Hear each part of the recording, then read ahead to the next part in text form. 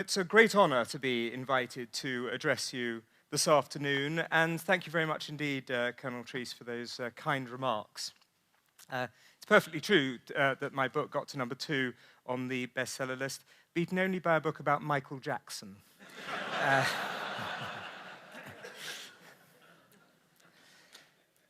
In the course of writing The Storm of War and its predecessor, Masters and Commanders, it became very clear to me that the primary reason why the Germans lost the Second World War, a war that they could have won, is that Adolf Hitler, whenever the best interests of the Nazi Party bifurcated from those of the Wehrmacht, always took the former route. He always prioritized his fascism, his Nazism, over and above the best interests of the German Reich.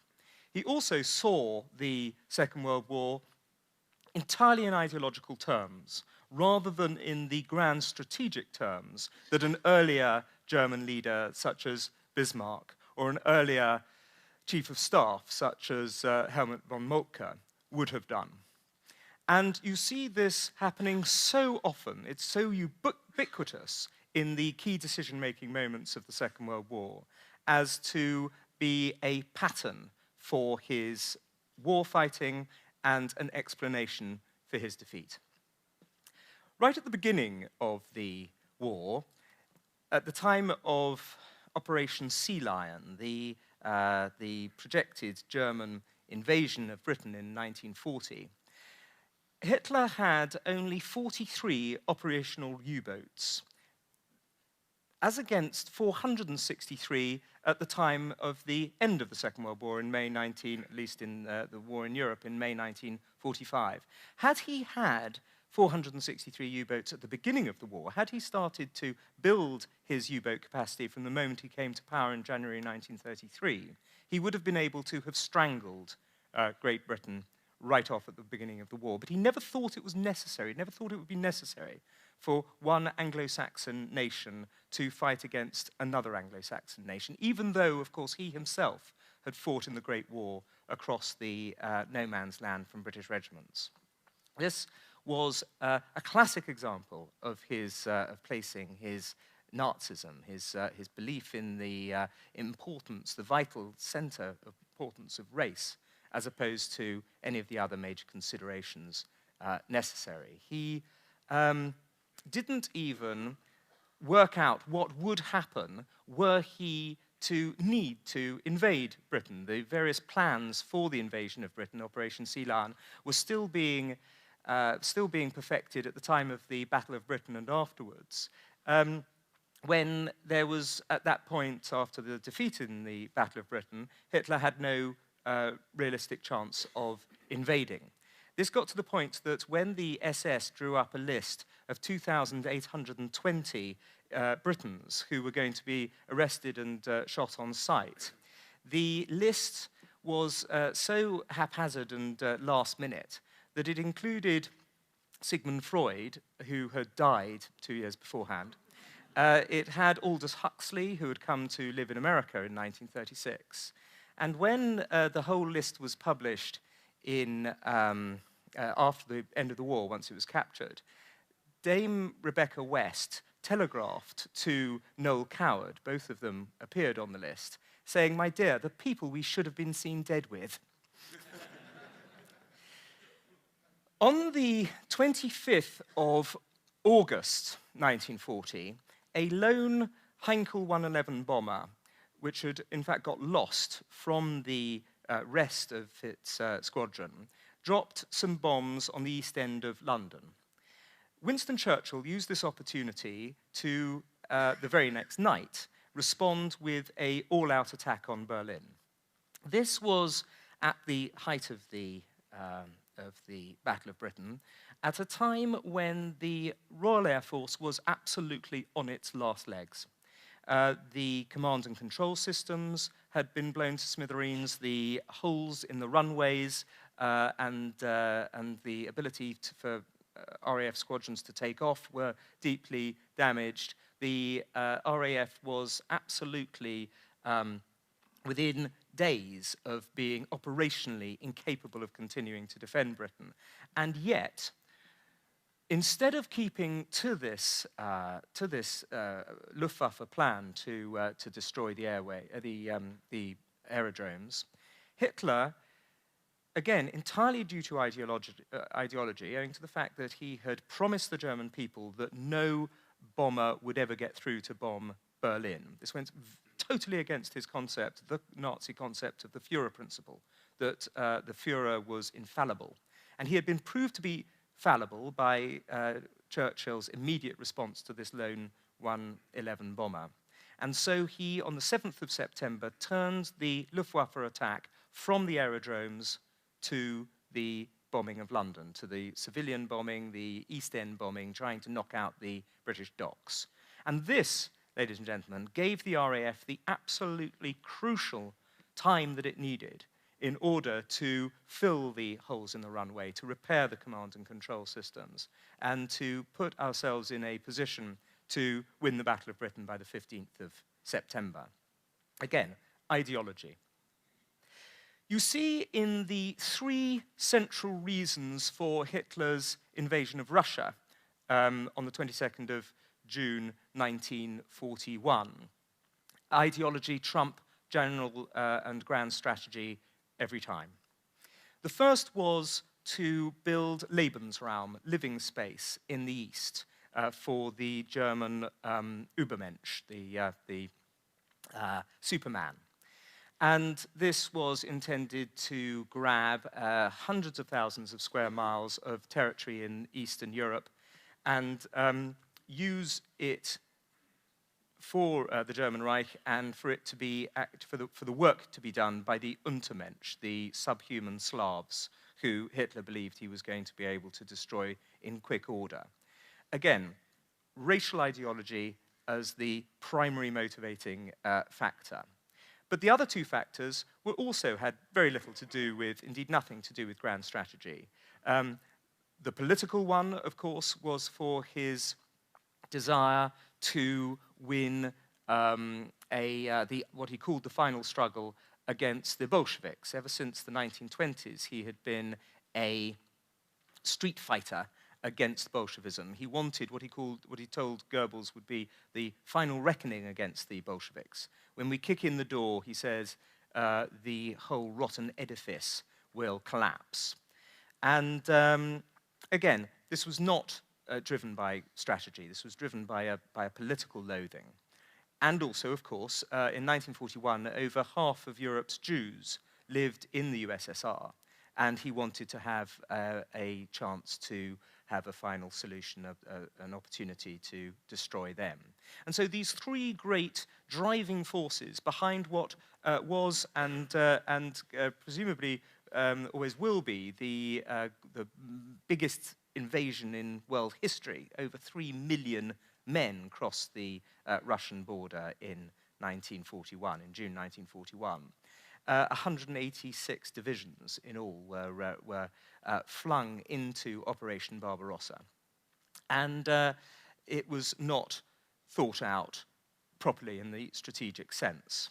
The initial victories were astonishing.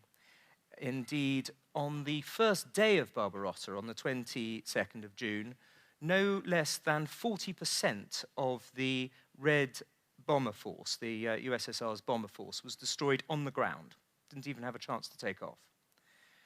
Its commander, Lieutenant General Ivan Kopets, shot himself that afternoon, which in Stalin's Russia was a sensible career move.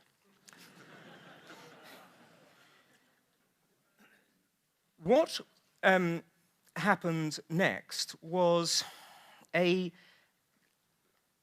serial refusal on the behalf of the Führer to take advice from generals who were far more strategically impressive, far better strategic thinkers than he. People who had, of course, gone to staff college, who had learnt about strategy, who had fought as officers as opposed to non-commissioned officers in the Great War. Men like Erwin Rommel and Heinz Guderian and Erich von Manstein and Gerd Rundstedt. He would listen to these people. We know how long he would listen to them, sometimes up to an hour. He would listen to these generals. We know because from the December of 1942, right the way through to the end of the war, and his death in April 1945, we have the verbatim accounts of the Führer conferences taking place in most of them in the Wolfschanze in eastern Prussia. It's still there. You can go to visit it in what is modern-day Poland, a fabulously fascinating, sinister place, including the remains of the hut that they attempted to kill him in on the 20th of July, 1944. And he spent over half of the war at the Wolfschanze, and we know every word that was said at the meetings. And so we know that, yes, he would listen to Guderian and Rommel and others, but he would then, at the end of the meeting, decide to do precisely what he'd intended to do right at the beginning of the meeting. He was he admired his generals until, of course, in July 1944, they tried to blow him up. But he would constantly be moving them around from different theatres. Mödl had to take command in the calendar year 1944. Mödl had to take command of the Army Group North, Army Group Centre, and Army Group South at different stages. He moved Rundstedt backwards and forwards, sacking him 3 times in the course of the Second World War. Guderian was effectively sacked as well at one point, and Rommel, of course, was forced to commit suicide. These men had were never certain that they were going to stay in the job for very long, because he could never keep the same general in place. It went against his nature. The idea that Adolf Hitler had as his propagandists, such as Dr. Joseph Goebbels, his Minister for Culture and Public Enlightenment, told the German peoples he had a will of iron. He didn't at all. Hitler would constantly change his mind in some very important aspects, such as the jet aircraft, which he turned from being a fighter to a bomber and back to a fighter again. He actually created industrial bottlenecks through his changes of mind that turned out to be disastrous. He was also, again, because of his ideology, completely incapable when it came to the turn of the war in the autumn of 1942, totally incapable of seeing strategic withdrawals in anything other than a political sense. He assumed that because this great drive across Europe had been so successful in 1939 to 1941, that the German people, if they saw any strategic withdrawals, would consider that to be the equivalent of defeat. And yet the Germans were superb at strategic withdrawals when they were allowed to do it. The only drawback was that he constantly refused the generals the right to. We were always taught as historians, now or at least I was at university, never to use the word inevitable, because nothing is inevitable in history. And that's true, except for German counterattack. German counterattack, when one looks at Kasserine Pass, when one looks at Caen, when one looks at Anzio, when one looks at Salerno, when one looks at the Battle of the Bulge, the classic example of this, a 39 divisional attack coming out of the Ardennes forests and mountains, conducted in the dead of night through 3 feet of snow with searchlights bounced across against the clouds to turn night into day, with messages only being handed out by motorcyclists and never by radio. It was an astonishing counterattack, almost got to the Meuse River. That is the capacity for the Germans for counterattack.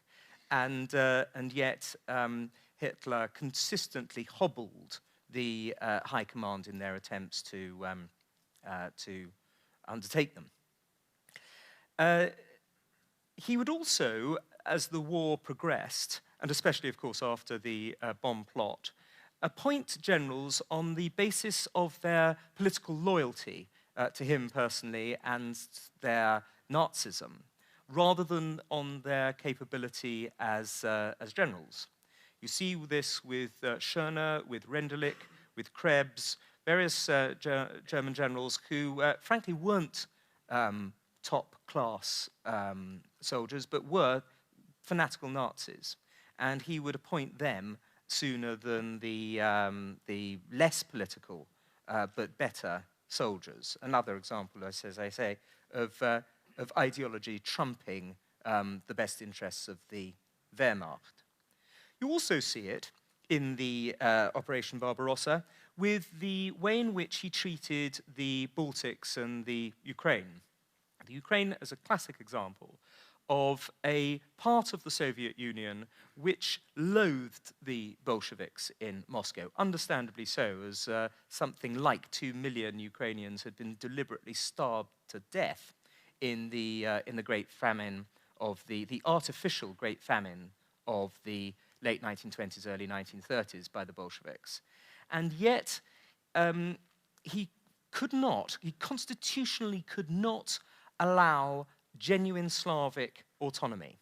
When the Wehrmacht rolled into Ukrainian villages, the elders came out with their traditional welcome of bread and salt.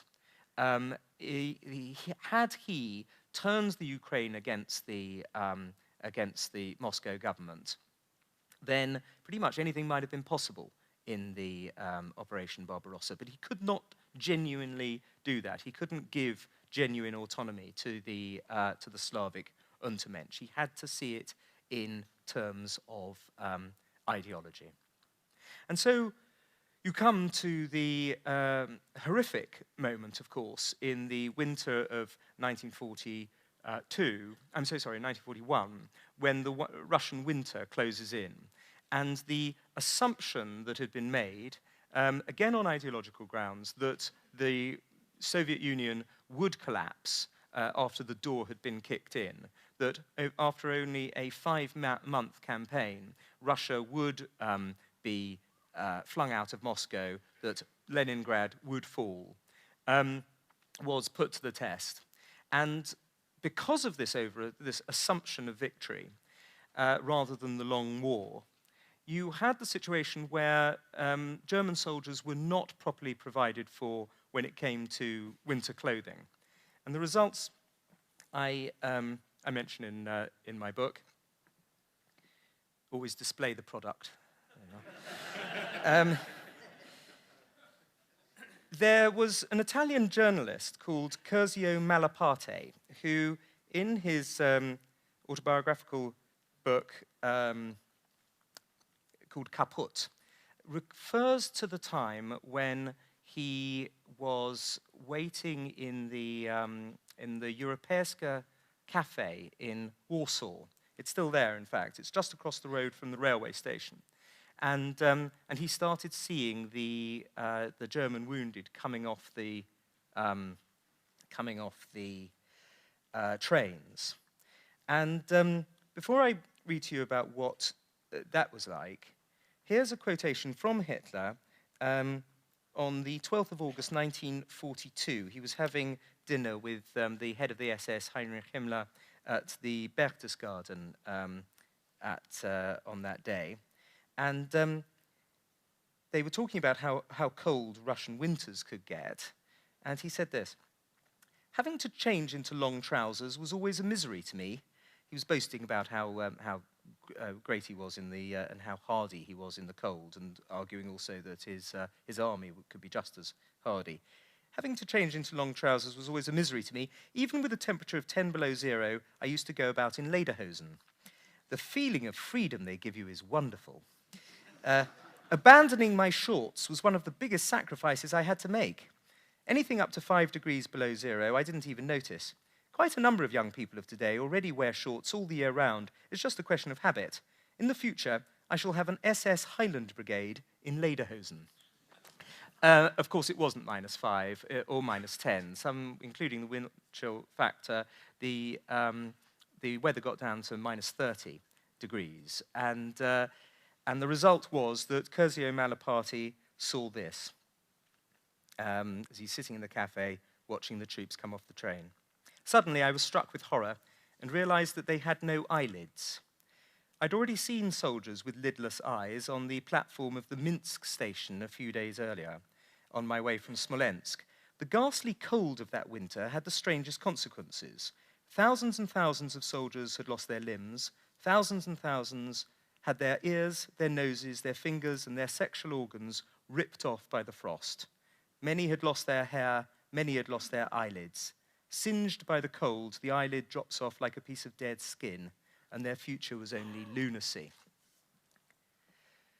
When it comes to the explanation for Hitler's other classic, massive blunder, his decision to go to war against you on the 11th of December 1941, to declare war against an uninvadable country, you see there too the influence of ideology over any kind of grand strategic sense. His assumption, of course, was that having been attacked 4 days earlier at Pearl Harbor, the entire might of the United States Army was going to, Army, Navy, and Air Force, were going to be concentrated against the Japanese first. He had no inkling of what for me represents the most far-sighted strategic decision of the 20th century, which was that of General Marshall and the Roosevelt administration, and of course Dwight Eisenhower, to put Germany first. The Germany first policy, which was the fundamental framework for American victory over the fascist powers in the Second World War, in my view. What instead he based his assumptions was the idea that because he believed that America was ruled by blacks and Jews, that therefore they would not be able to fight successfully in the Second World War. Quite apart from the fact that he obviously hadn't studied the personnel of the Roosevelt administration, it made absolutely no sense constantly to underplay the abilities of the Americans to fight, not least because he himself, as a corporal in the trenches of the 16th Bavarian List Regiment in the Great War, had been across no man's land from American divisions. So he was putting his ideology before the actual experience of his own life, an astonishing concept.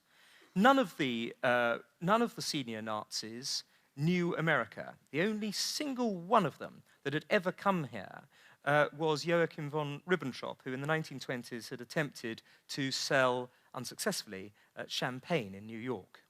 That was the entire extent of the Nazis' personal knowledge of America. And so when Ribbentrop talked about America, they listened to him, even Hitler. And this is what he told a delegation of Italians in 1942. He said this about America: "I know them.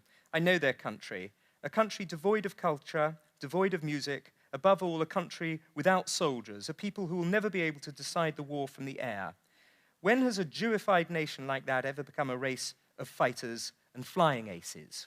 And Hitler himself told Molotov in 1940 that the earliest that the Americans would be able to deploy any serious amount of troops in the Western theater would be in the year 1970. As it was, needless to say, ladies and gentlemen, I don't have to tell any of you that by November 1942, under Operation Torch, you had landed 250,000 men in the North African theatre, and then, of course, we're going to go on in July 1943 to Sicily, then across the Straits in September 1943 to Italy, and then the day after taking Rome, you were going to cross the Channel with massive preponderant forces. Another central statistic for me of the Second World War is that in the calendar year 1944, and this is something the Nazis could never get their mind around because they never truly appreciated the massive productive power of the United States. In the calendar year 1944, when Britain produced 28,000 warplanes and Germany and Russia produced 40,000 warplanes each, the United States produced no fewer than 98,000 warplanes, as much as the whole of the rest of the world put together effectively. And so this was something that, that the Nazis were, for ideological reasons, incapable of understanding. The non-Nazis perfectly well understood.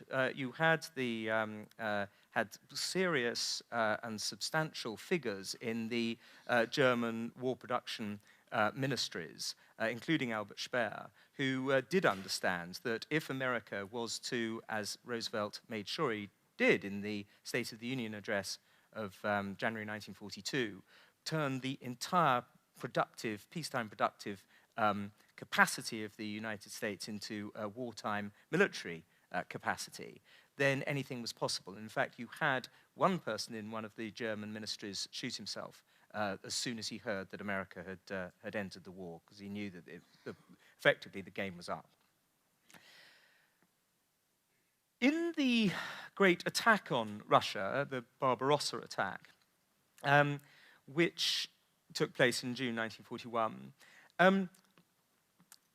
which of course was entirely came from the West, had Hitler managed to coordinate with Japan, and had Japan managed to attack from the east, it was in a position to from Manchuria, had they moved into Siberia at that time, then it would have been impossible for the Russians to have defended Moscow.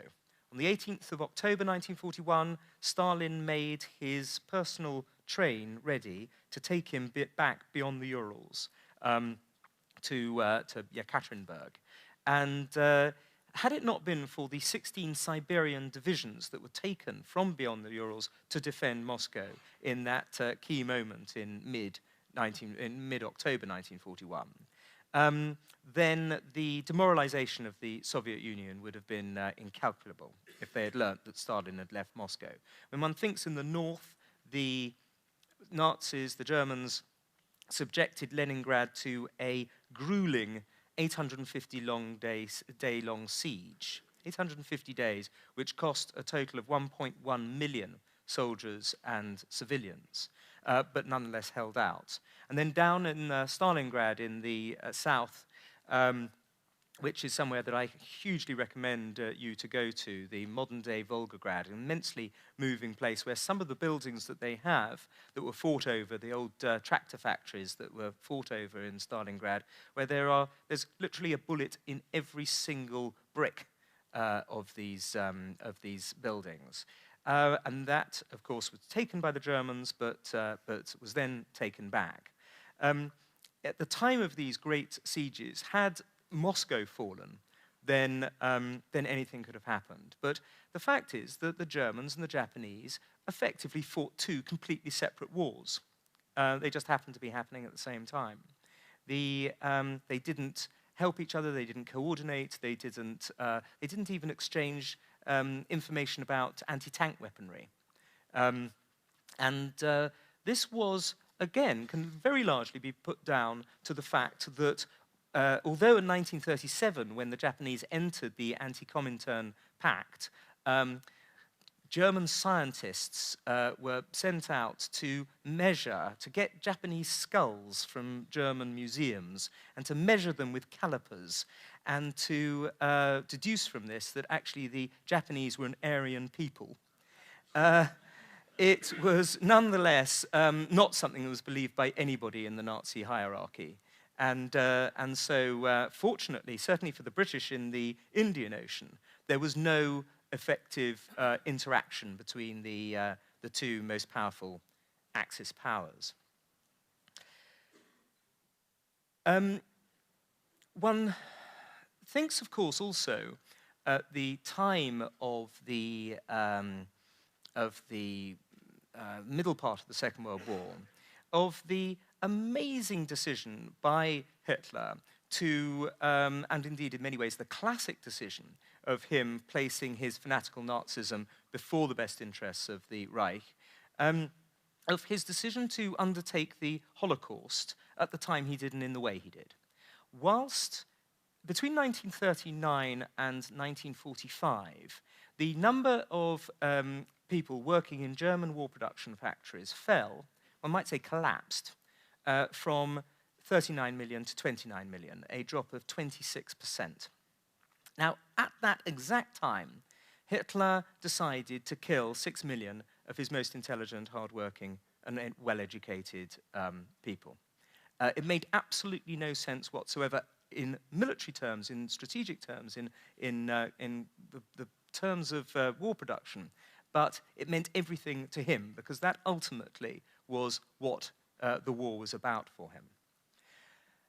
And in the course of that, of course, he ensured, in the course of his anti-Semitic actions, which of course had taken place since before he became Führer, but certainly after he became Führer in January 1933, one of the classic and most important aspects of that was that he lost all of the scientists, not just the Jewish scientists, but liberal-minded men who ultimately were to come here to Los Alamos and create the nuclear bomb, which did, after all, end the Second World War. And when one thinks of, when one goes down the list of the names of people that Robert Oppenheimer brought together in New Mexico, one sees again and again these brilliant men, many of them, most of them indeed, refugees from Europe.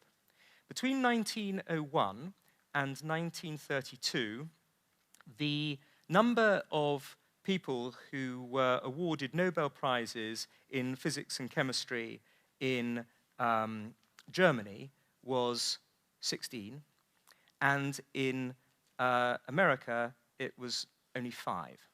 Between 1950 and the year 2000, the people who won those Nobel Prizes were in Germany 7 and in America 67.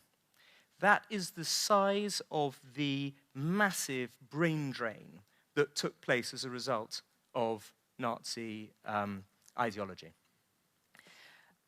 I once interviewed, in the course of writing my first book about 20 years ago, I once interviewed General Sir Ian Jacob, who was the military secretary to Winston Churchill, and, sorry, the assistant military secretary to Winston Churchill.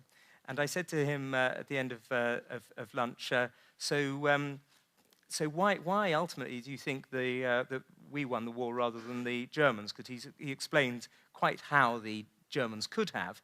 And he said, you know, it always comes back, for me, to the fact that our German scientists were cleverer than their German scientists. To conclude, I'd like to take you back to the Berghof again, where on the 4th of February 1942, Adolf Hitler was entertaining Heinrich Himmler again. And the conversation rather weirdly got round to Shakespeare. It was probably Hamlet and King Lear to which the Führer was referring when he said that it was a misfortune that none of our great writers took his subject from German imperial history. Our Schiller found nothing better to do than to glorify a Swiss crossbowman. The English, for their part, had a Shakespeare, but the history of his country had supplied Shakespeare, as far as heroes are concerned, only with imbeciles and madmen. The assumption that Hitler was either an imbecile or a madman is wrong. Hitler had quite a high IQ, it is thought. He was rather like, I don't know if you have the same expression in America, rather like a train spotter, in that he was a great expert on the gauges of railways, on the speed of tanks, on the displacement of ships, and the fuel capacity of planes, and so on. When it came to the nitty-gritty details of numbers and details like that, Hitler was a mine of information. Nor was he, he wasn't an imbecile, and he wasn't mad until the point towards the very end of the war, say March or February, historians will disagree, when he was certainly going to lose and certainly going to die. Then, of course, the ranting became, well, we've all seen that magnificent Bruno Ganz movie, Downfall, which captures him as well as any historian can.